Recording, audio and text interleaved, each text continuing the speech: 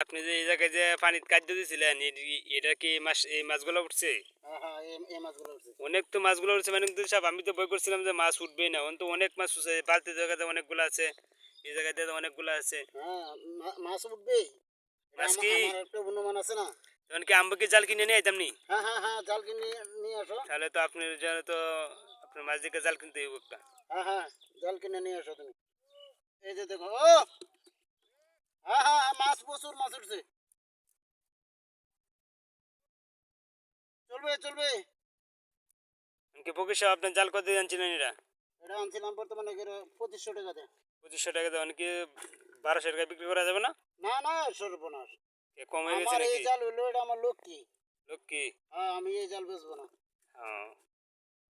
এই যে দেখছেন, এই যে একটা কেউ দিছি, কিন্তু অনেকগুলো পুরো মাছ। মানে বাপরে, তো তো ভালো হয়েছে, অনেকগুলো তো মাছ হচ্ছে মানে তো ফকির সাহেব আলহামদুলিল্লাহ এই একটা যে আমি এই ছোটগুলো মাছ এটি ছাড়িয়ে দিতেছি। একটা ফুড়া দেওয়া উঠছে। অনেক ধন্যবাদ, ঠিক আছে আপনাকে। ফকির সাহেবের জানলা কিভাবে বাস করে দিই, তো আমি তো জাল মিলতে পারি না কোনো সময়। এই যে দেখেন, জাল এই পাশে ধরবেন। হুম। এই যে, এই যে জালটা এইভাবে মেলাবেন, মেলায় ফেরিয়া এই যে এইভাবে জালের ফাঁক গুলা ভাঙবেন। এই দেখেন আচ্ছা। মাছ।